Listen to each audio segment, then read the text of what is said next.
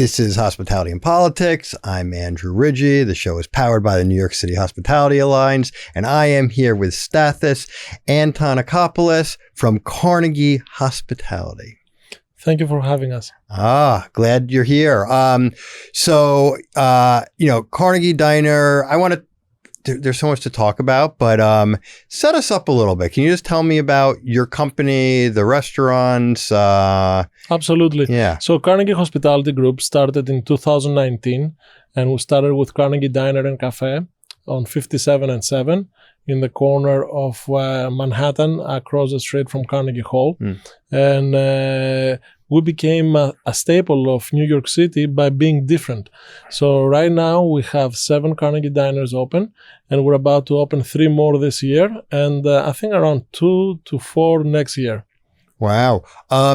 You grew up in the industry, or like what's your... I grew up in the industry. Right. My family owned restaurants and hotels back in Greece. Where in Greece? In Peloponnese, in Corinthia. And I grew up in this business from very young age. I had to work in the restaurant. It was mandatory. I was never asked. I was told, yes, yeah, you're working at night shift and you're a busboy today. And I'm like, okay. But I love it. I have the bag for it. For me, a lot of people leave their home and they're going to work. I leave my home and I go to my other house. I never see it as work. And when you do something that you love, I think you can excel on it and you can be amazing. Beautiful. Now you have many homes because you have many restaurants. Yeah, now we have around 10 altogether because we have different brands as well. We have Delos Greek restaurant, which is a fine dining Greek restaurant on a very affordable price. And we also have Voco Roofbar, a roof bar in the heart of Times Square.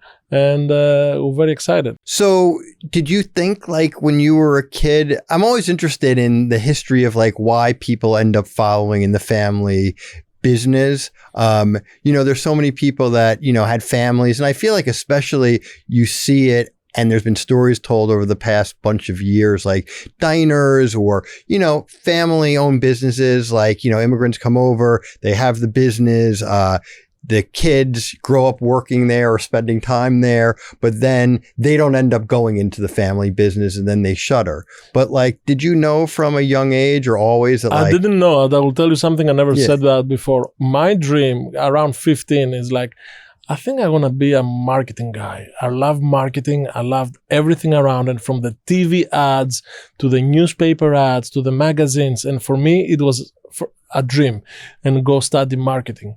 And when I moved to United States to go to university, that's what I studied. Both my bachelor and my master studies was in marketing. But while I was doing that, I was also working at the same time. And the most easy job to make enough money so you can afford your college, university, was to be a waiter. So I was working as a waiter. And then I realized that marketing is everywhere. Marketing is not only on the TV ads and the magazine and everything that we thought marketing was back then. Marketing is every plate and every drink and every feeling that a customer, a guest comes inside the restaurant has. So then I'm like, what if I can marry both of my loves of marketing with hospitality and food? And that's what I did. I love it. That makes me think like the show Hospitality and Politics. Absolutely. My two love, hospitality and politics.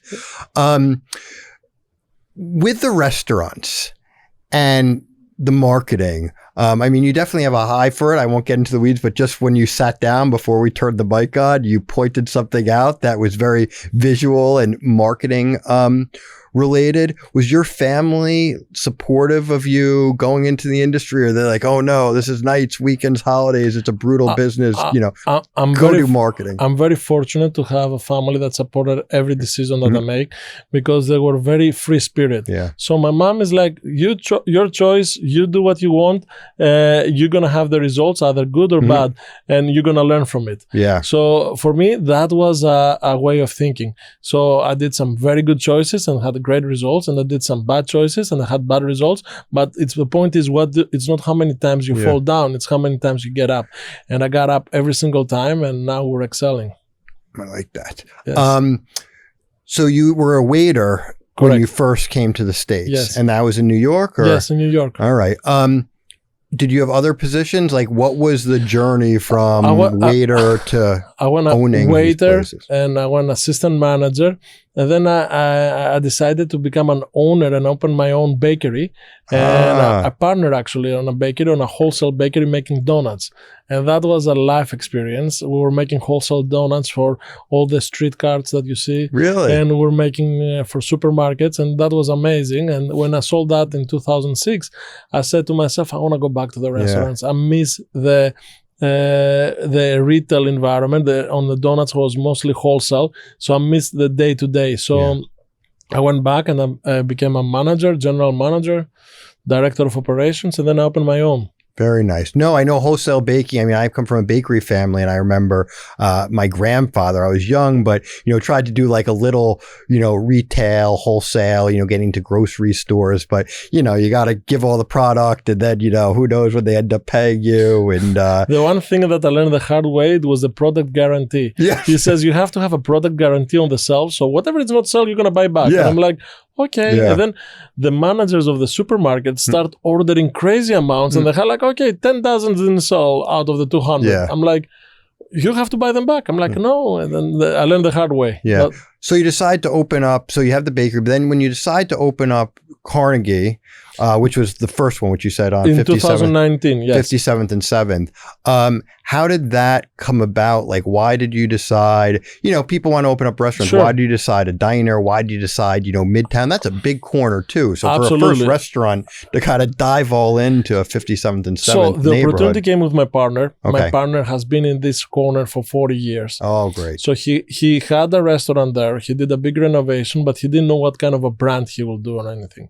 So we were discussing. I had my consulting company at the time, and I said to him, you know what is really missing from New York? An upscale diner experience that you don't have to see the stainless steel anymore, and you don't have to eat all the frozen patties and all the bad food. A fine dining food on a diner level, affordable. And he's like, I love the idea. Let's do it together. And Peter and we created Carnegie Diner, and the rest is history. So we started, and then I started with only organic burgers. I had that for like 3 years, and then we couldn't get certifications anymore. And now we have all natural certified from the same people that they give us the organic in the past, but unfortunately they don't have the certification. Yeah. So in my eyes, it's organic as well. But And we created that, and we had only organic eggs. And we still, to this day, we have only organic eggs.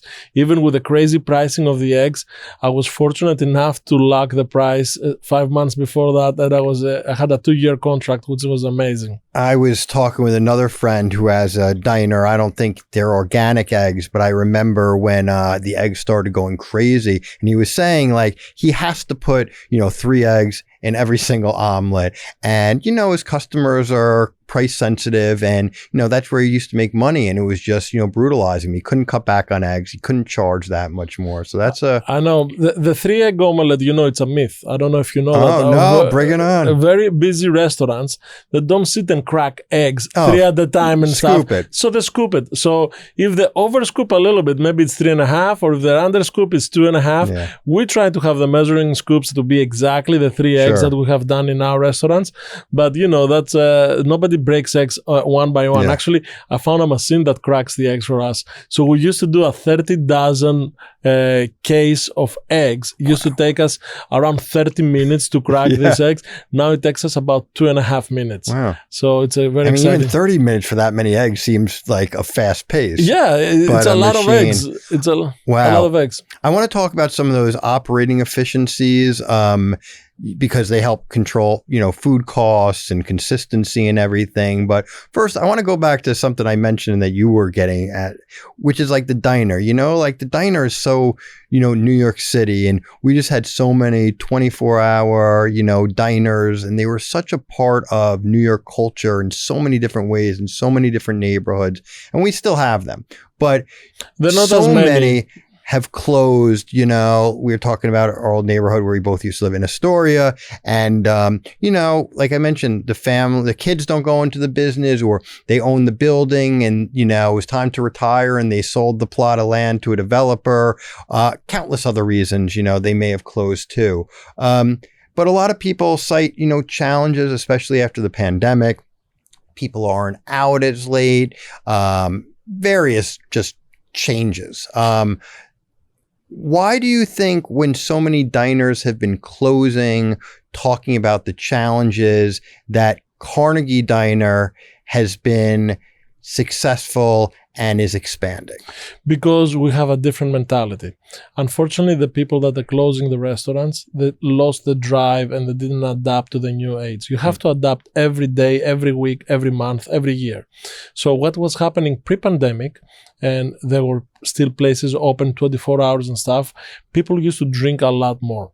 That generation was used to drink, they used to go out, see how many nightclubs was. And all those nightclubs, they used to go, to eat at 4 o'clock and 5 o'clock in the morning. Now there is only 3 or 4 major nightclubs in New York City. I remember at one point was over 50. Everywhere. So it was everywhere. Every corner on Meatpacking District was a different bouncer with doors West and red Chelsea, ropes. 27th Street, 28th Street. So the 24-hour diner, I think it has died in my eyes because it's not operational viable. And everybody who's trying to revive it and stuff, they're having illusions in themselves that they will be able to do that because there is nobody to support that graveyard shift.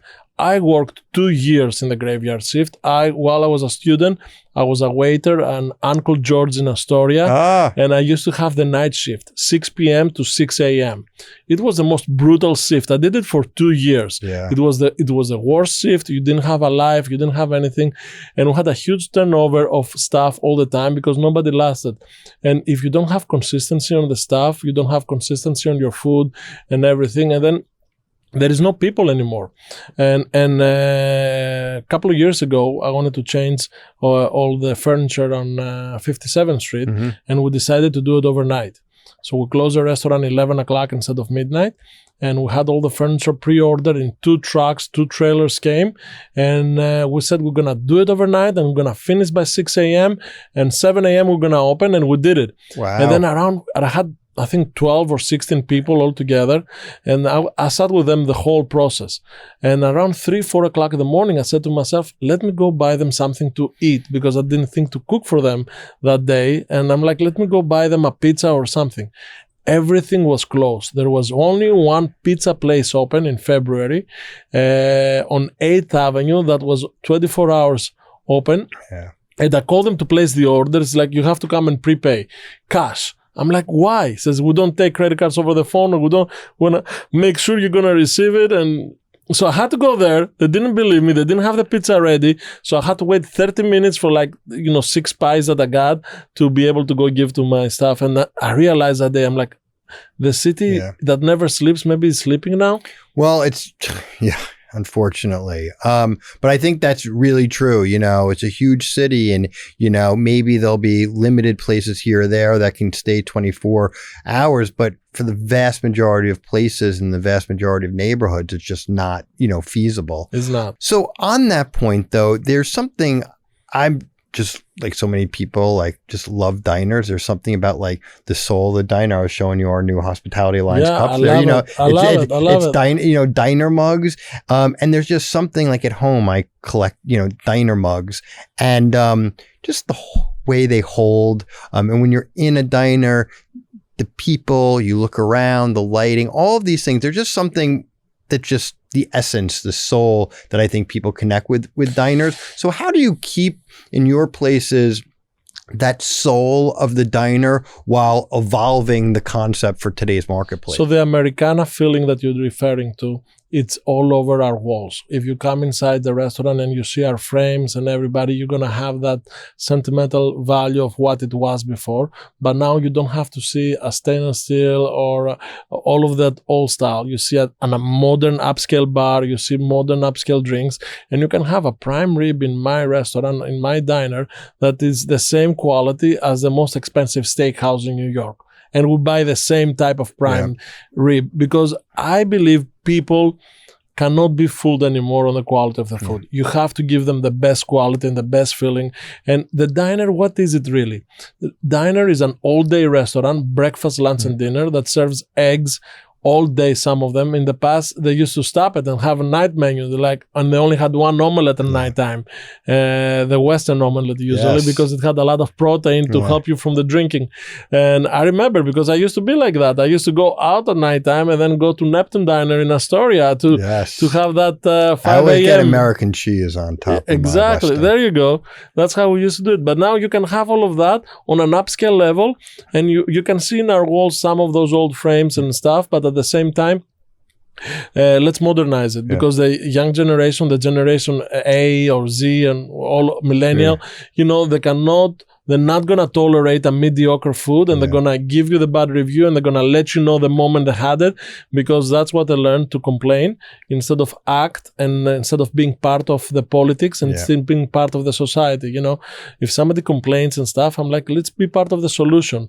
And that's what I feel like I want to say to New York City, because right now I hear a lot of complaints instead of having a lot of solutions. We're going to get to that. I think about that all the time is, I always just say this saying, don't talk about it, be about it. Exactly. There are a lot of things we can constantly complain about, but, there's fewer people that actually take time to put the work into advancing the actual solutions. Exactly. You see how I transition there? I like that. I'm gonna get all into that, because I know you want to talk about all the the politics and how government can help small businesses, but you're a chef, right? Yes. So talking about approaching like menu design, because I know you have, Carnegie Diner, which you could talk about the approach to menu design, which you've kind of already done, or menu development, I should say.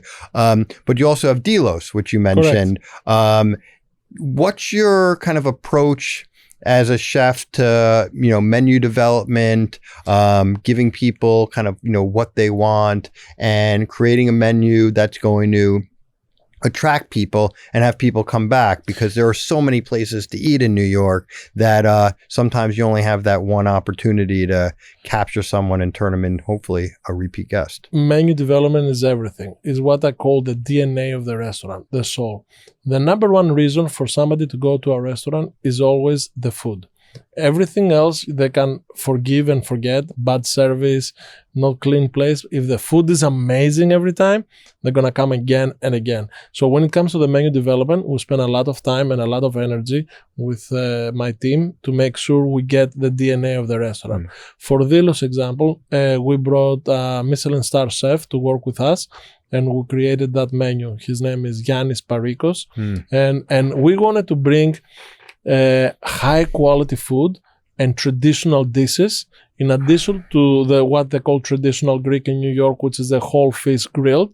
We have homemade rooster with pasta. We found this farm in Pennsylvania that gives us these amazing roosters, and we bake them in red sauce with wine. And we have beef stew, and we have shrimp stew with chorizo, and we're doing all these crazy dishes, moussaka in a clay pot. So I wanted to do that on a very affordable price. I love all the Greek restaurants in New York City, all of them. I don't have to name them, fine dining, but I hate every time I go that I have to spend $200, $250 a person to have a good meal with a glass of wine. So that's the whole point that I wanted to open Delos, and we managed to do that. You managed to spend less than $70 a person to come and eat and have a great meal for a very affordable price. And we're giving that quality. I believe the food is a Michelin star level, and we're hoping maybe we'll get awarded that, but that was the whole mentality behind it.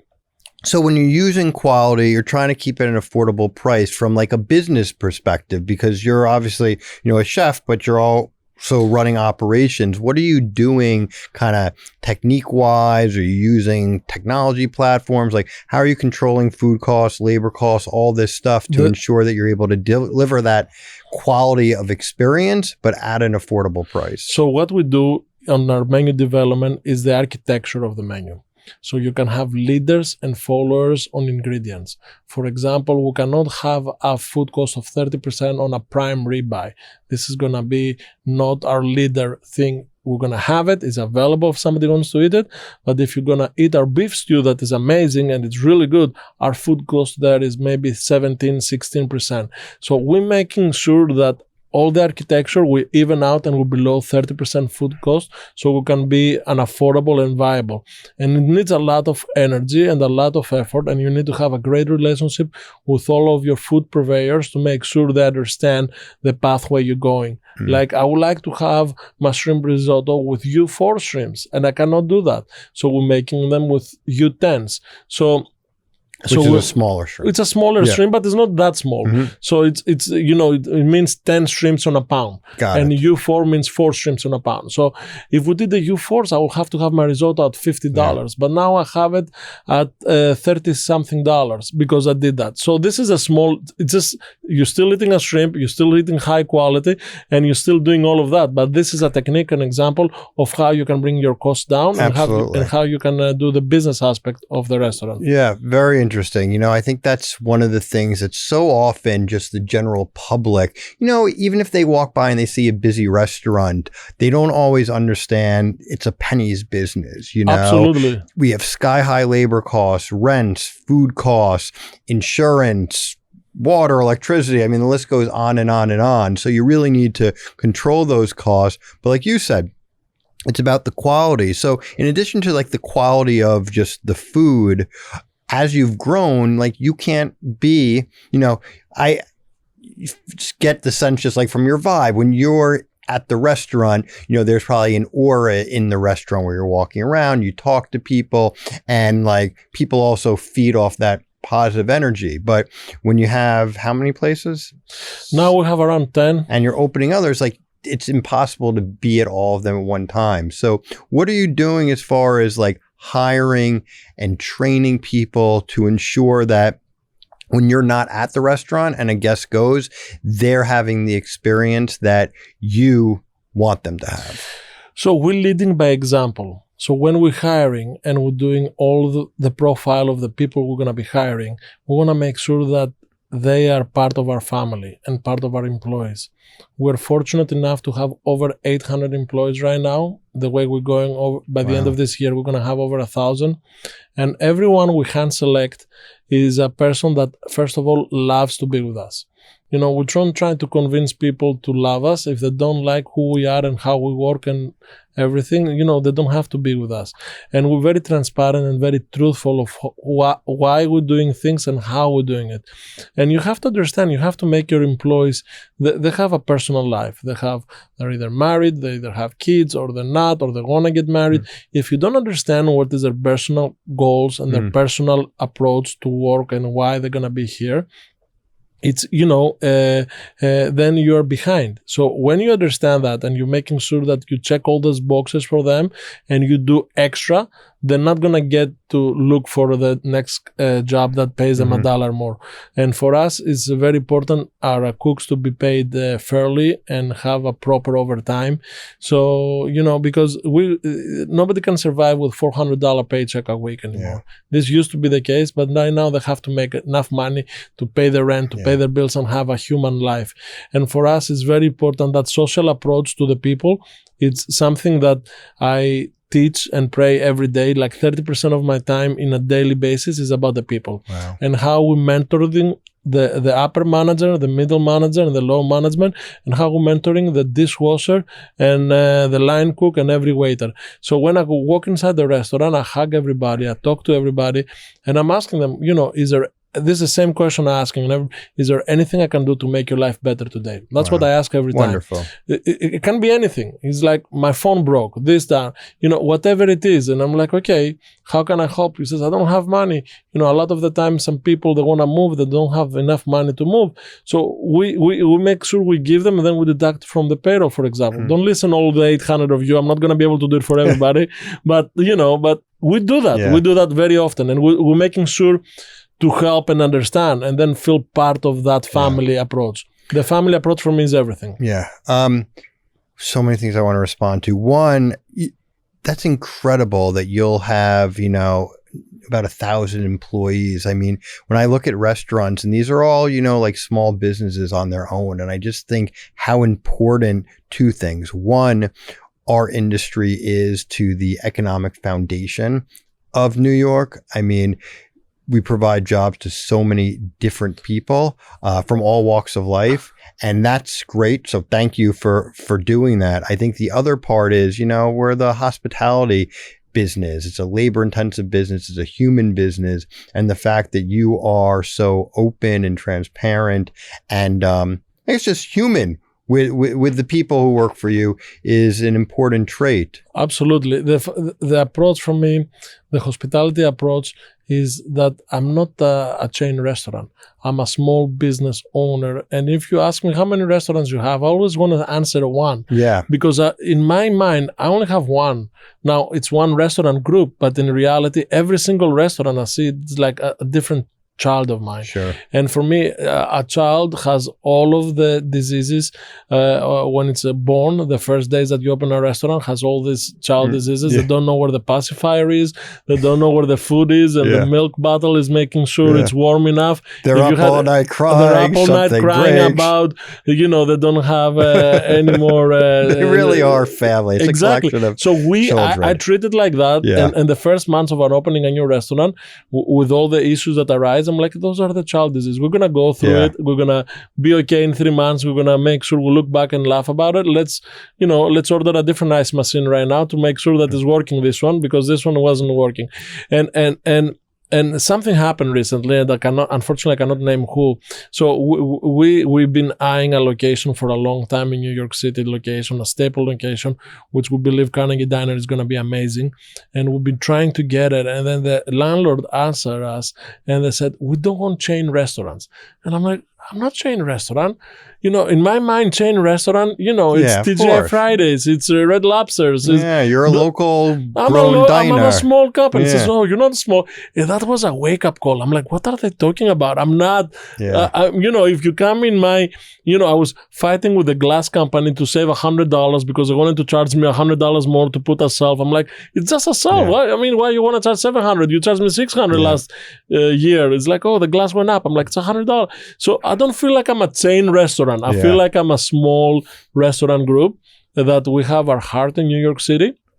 And I felt really bad that they called me that. Yeah. Like, wow.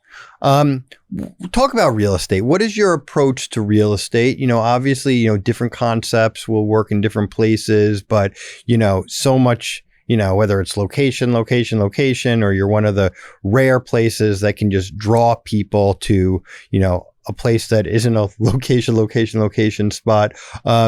What do you look for in a space for Carnegie Diner? And then, negotiating lease, obviously rent is a lot of money. So what's your approach to both? I see 3 different phases of my career on real estate. If you had asked me this question in 2019, I will answer you location.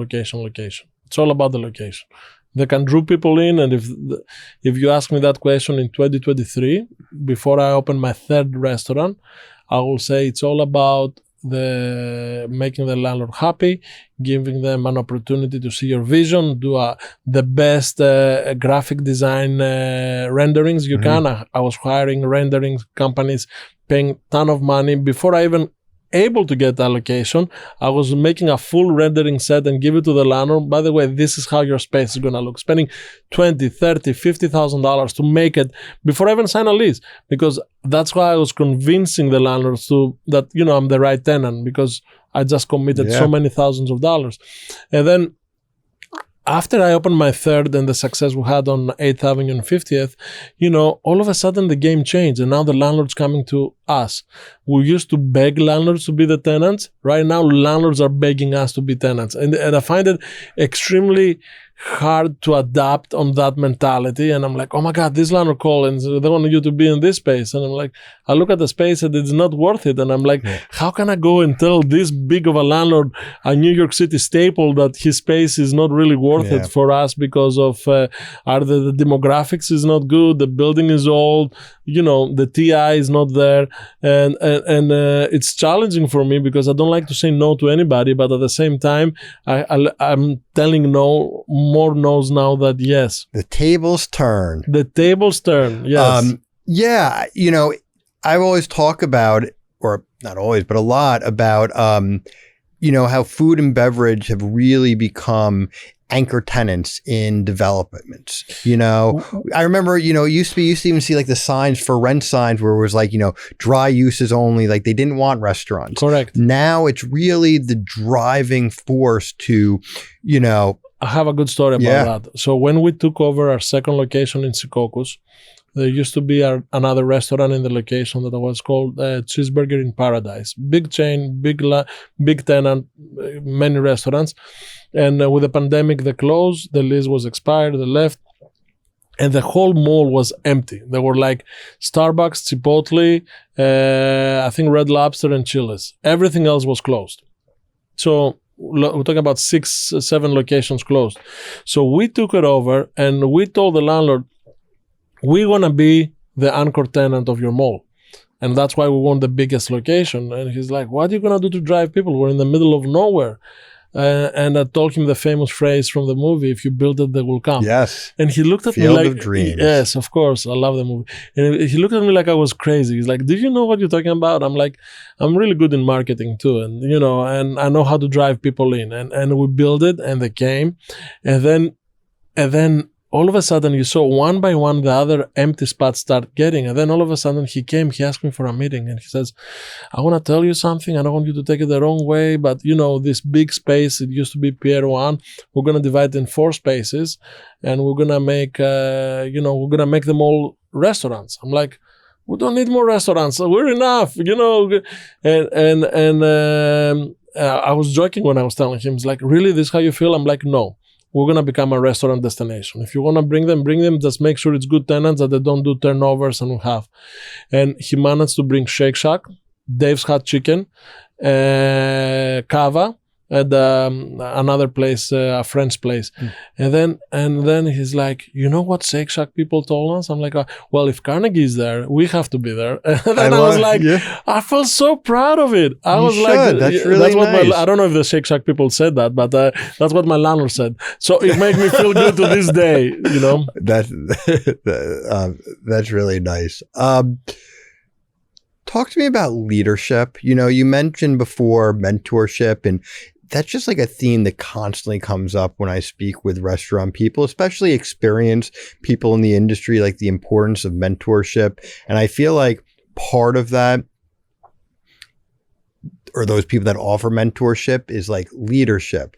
What are leadership traits that you've like learned? And I feel like leadership is also like a muscle that you have to kind of work out to keep it fresh and always growing. What are some leadership traits that you've learned, work on, implement? The leadership trait that I learned mostly these days is that there is always a target. And there is a target forward of how you want to take the company and what you have to do. But there is also always a target right in your back when you are a leader into the industry. And you have to be aware of both of those things. And I say it in a very good way, because every action that I'm doing, it has a reflection to my 800 families I'm responsible. Yeah. There is 800 people that work for us right now, 820. And I feel responsible for those 820 families. Like I used to change stuff in the menu and I'm like, okay, maybe this is not going to be good. What kind of effect is going to have? Like, I didn't introduce hot dog for like 2-3 years. And I'm like, okay, I'm going to do a foot-long hot dog like 4 years ago. And I'm like, what are they going to think about the pork part of it, of the hot dog? Should I do it? It's a staple, because I was really thinking and overthinking about all those people that work for me. So leadership is about the responsibility you have for yourself, the responsibility you have for your company, and the responsibility you have for your people that work for you and your guests. So the leadership comes from showing by example of how you should act and what you're going to be doing. Although sometimes I want to get on TV and start screaming to the officials about some of their decisions. I'm like, what are you guys thinking? And sometimes I feel like, I have to take the high road and try through my mentorship skills and through my positive energy to change the mentality and change the people that they don't act the way they're supposed to see. So it's everything. Yeah. And it has a mirror effect to what we're doing and to our upper management and middle management. Kind of more on that point, how do you decide when you interject yourself? Like when you have one place, two places, you're there, you're on the ground doing everything. You know, you were talking before about, you know, the people who work for you, they have their lives, they have their families, but like the business owner at the end of the day, it's really 24/7, but you have your own life and a family, and, you know, you have to have some, you know, kind of mental state, you know, hopefully. What do you do kind of professionally to, you know, empower other people within the company? And like, how do you decide when Stathis needs to get involved in a decision or a situation that's happening on the floor or in the kitchen at one of the restaurants? I use two techniques on that. I'm doing compartmentalize is one technique. I always put a start and a finish in an issue and a problem and a solution. And then, you know, when I don't let it bother me for the rest of the day, because the second issue I have to deal, it doesn't deserve to be bothered because I just had a huge fight with my GM on 57th Street because the food cost was high. So every relationship deserves to have a clean slate. So I'll do that clean slate on every issue. So whenever you call me, any time of the day, or whenever you come in my office and you say, "Hey, Stathis, how are you?" I always say amazing. Because this way I teach myself and my brain to start the conversation positive. And then the other thing is you have to let it go. You have to let go some of the stuff, and then you just follow up to make sure that happen the way that you think it's going to happen. If you're going to micromanagement every action in your restaurant, you're never going to be able to scale. And I know that because it took me 3 years to have 3 restaurants, because I was micromanaging every decision. And when I started letting go, you know, last year in 25, we had 4 restaurants. Right now in 26, we already have 10, and we're going for 14 probably by the end of the year. So what are you doing other than, I mean, that's really interesting, like, because I feel those techniques are so important as you scale. But as far as like systematizing your operations, what are you doing in the company to build a strong foundation from which you're scaling and plan to continue to educating do so? ourselves daily. There is a lot of other leaders in the industry, and I'm trying to be part of that groups to make sure to learn, go to the shows, get to know stuff, getting to know new SOPs and how some SOPs working and how some SOPs are not working, and how we can bring the digital era in the business now, how we can bring AI to help that, and how we can adjust and adapt to grow. And it's not easy because everything changes. If you ask me what I was doing on my online advertisement last year and what I'm doing in January and what I'm doing by the end of this year, it's totally different. And we have to adapt and adjust. And we do that daily in operations and everything. And it's a challenge, but that's the best challenge because you get to learn new stuff, get to make yourself better and make your group better. And it's a trial and error. Some things working, some things are not working. You have to be ready to let go and go to the next. Last thing on this topic, scheduling your day. Do you have a technique or a process to scheduling your day? Because I'm sure you're pulled all over the place, or is it just kind of organic? It's a schedule, but it organically happens, or is it very rigid? It's a very rigid, but as of a few weeks ago, I have a personal assistant now that she's scheduling everything for me, which is amazing. But at the same time, I always try to visit every restaurant at least once a day. So, and that's what I do in the morning. Coming into the office, I try to leave very early and have a cup of coffee with everybody, or a sip of coffee with everybody, and say, good morning, how you doing, how's everything, and then go to the office. And then, you know, my day starts. I have different tasks on different days. I try to have appropriate time for the mentorship part of it, appropriate time for the development and growth of the brand, and then analyzing the existing numbers and what we're doing right and what we're doing wrong. All right. I am going to get to policy in a moment, but before I do that, you know, you're on TV a lot as a chef.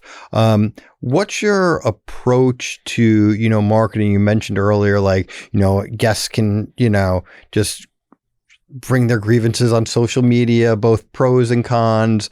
But what's your approach to marketing the business, which you said, you know, you've always loved marketing, you know, your style to when you're on TV, getting on TV, because there is so much competition in the city for where to eat. I believe, first of all, you have to always be humble and you have to be, TV and all of that is great. It helps the brand grow.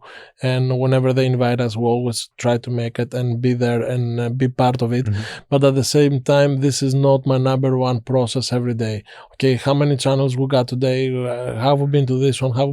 This is, as they come, we're dealing with that and everything. But at the same time, we have a real business and the real people and the real life.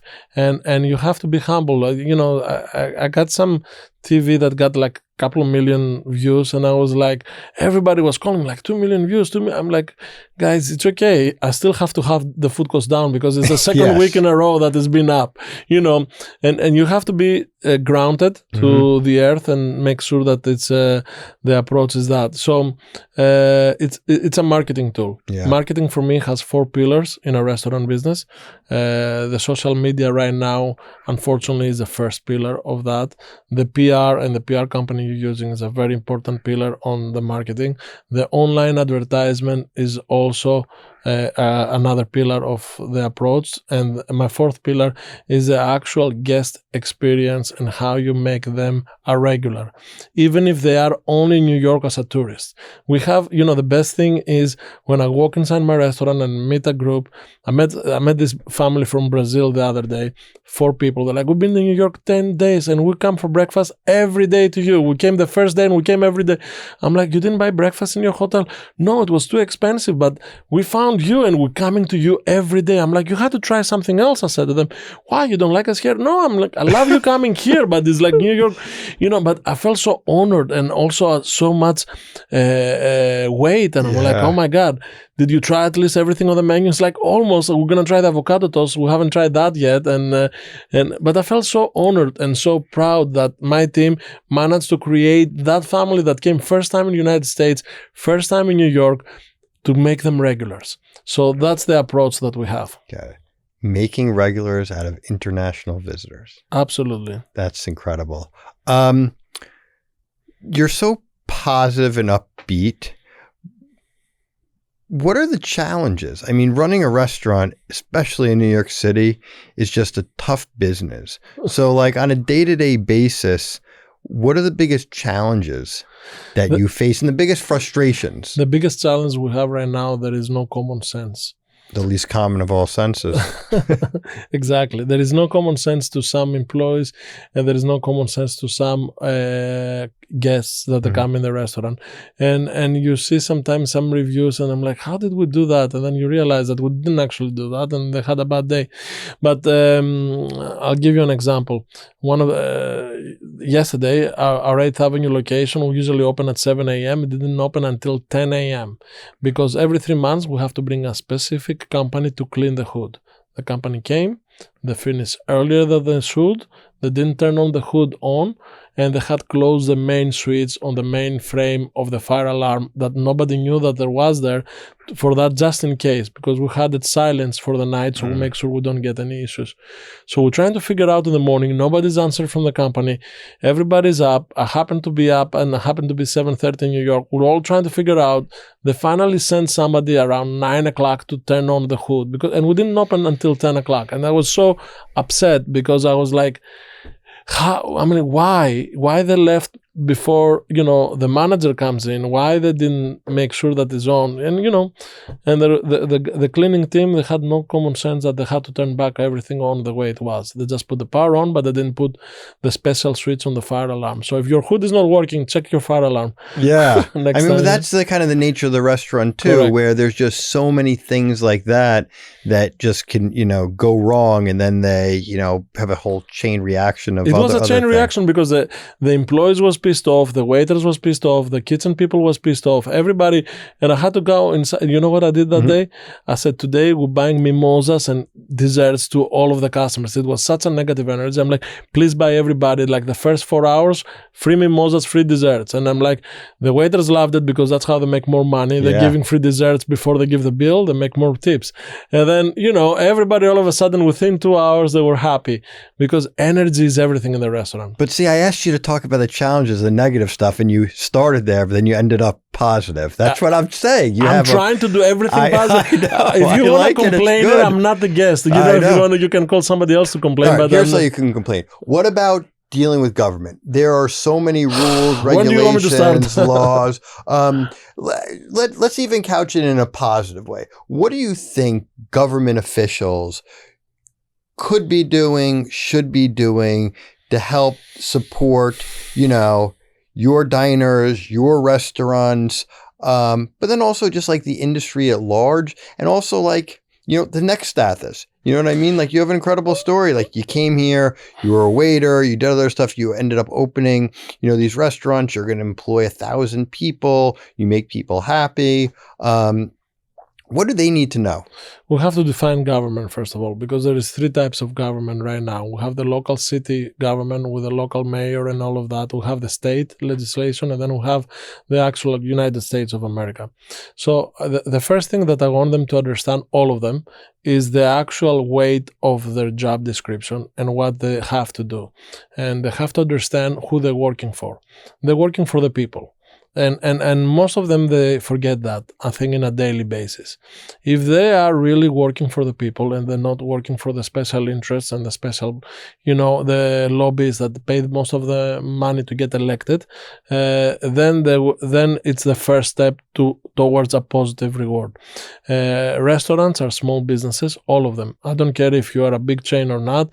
It's a small businesses, and it's a small micro societies of everything. Like a restaurant can have from 5 to 100 people employed. All those people we are responsible for them, and the government is responsible for them with their actions. So when they're making some actions that has an effect, people that work and employees, they're affecting, it's a chain reaction.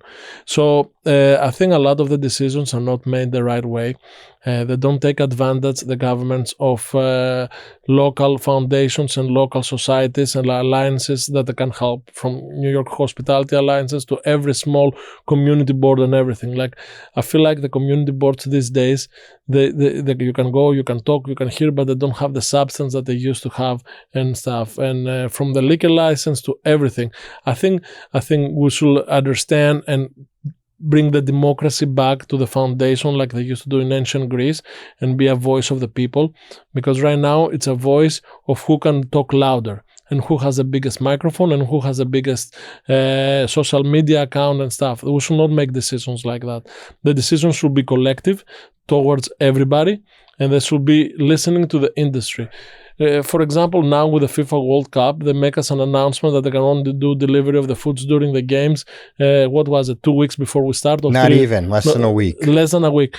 That was a horrible decision. I'm like, nobody thought about that. And what was the reason?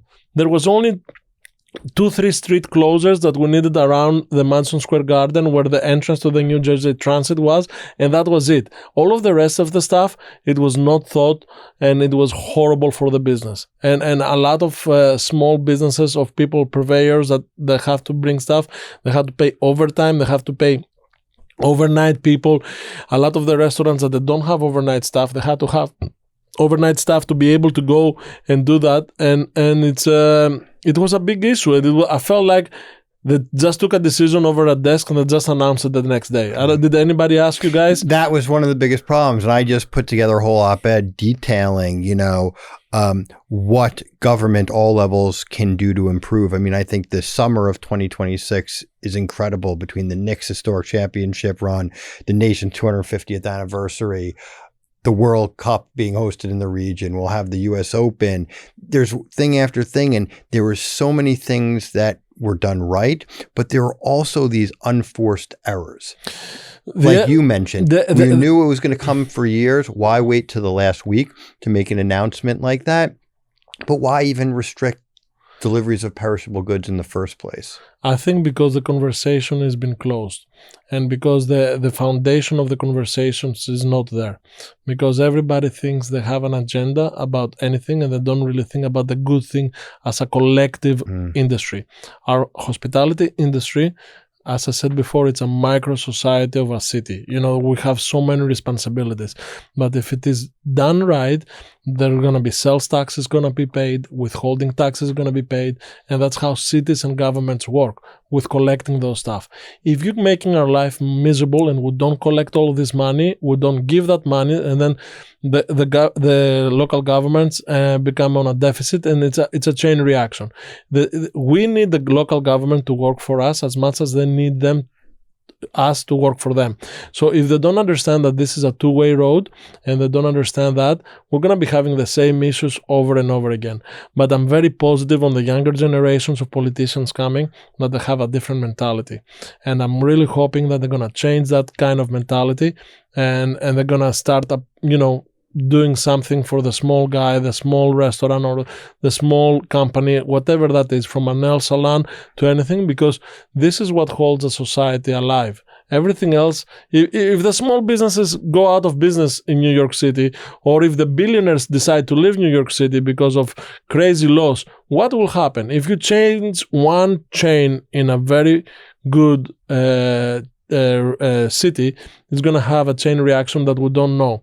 So if they decide to put the politics aside of whatever agenda is at, either far left or far right or in the center, and decide to be more human and more centric and more society based, I think it's going to be better for everybody. Yeah, 100%. I mean, we are, as I said before, just so essential to the economic foundation, the tax revenue, the jobs that fund all of our essential services, fire, school, police, food relief for people. It's so interconnected. And I think we see our city and experience our city, and visitors experience it through the streetscape. And when you walk down the streetscape in neighborhoods throughout the city, you experience food and beverage, hospitality, and that represents the melting pot and diversity of New York City, people from all walks of life, people and cuisines from nations across the world. I mean, we were talking about the World Cup, and I've said it over and over again.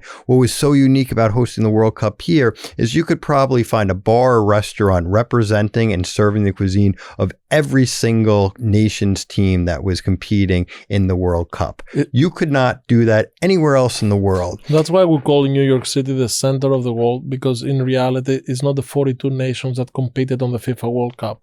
It's all those 200 nations, 196, how many nations exist in, because I'm changing in the world right now. If you want to have that cuisine, the only city in the world that you will find that cuisine is New York City. And to have that, you need to support the businesses with policies that support them and don't harm them. From the smallest Polynesian island that has a cuisine to the largest and more, French or Italian, you're going to find that restaurant here. So this is what I call a United Nations in reality. And I'm so proud we have United Nations here in New York, because it's a part of who we are as New Yorkers now. It's part of our society to be part of every culture that exists. All right. You got me hungry now talking about all these restaurants. If you're not eating at one of your restaurants, what do you like to eat? If there's specific restaurants you like to go to, and is something specific you like to order, let me know. For me, I like to try new cuisines, and then I try to try everything new that comes out. There is some new vegetarian restaurants that is amazing right now. The techniques is phenomenal over there, and I love it. There is some great new steakhouses that they came into New York. But for that's my biggest regret by having so many restaurants. I don't have the time anymore to go eat outside as I used to. I used to try 2-3 restaurants a week in the past. Now if we go out once every 2 weeks, we're amazed. So, and we're trying to try something different. So I like all cuisines. I like to try even, a good tagine with lamb from a Moroccan restaurant, a French Moroccan restaurant, to anything. I don't like to name specific restaurants, but at the same time, good food can come from a 6-seat restaurant, and good food can come from a Michelin star restaurant. Absolutely. Wow. Stathis, Carnegie Hospitality, amazing. Carnegie Diners, Delos, other places you're opening. Such a good conversation. I feel like we could keep going. Well, maybe we'll go have That Moroccan, the tagine, just sounded Absolutely. really good. It's on Maybe we'll go have dinner at Second one of your Avenue. places and then another place. Let's go to that one on 2nd Avenue. I haven't been there forever. It's really nice. It's on the 20s. It's a really good place. Perfect. This is Hospitality and Politics, powered by the New York City Hospitality Alliance. I am Andrew Ridgie, and we will see you next time. Thank you.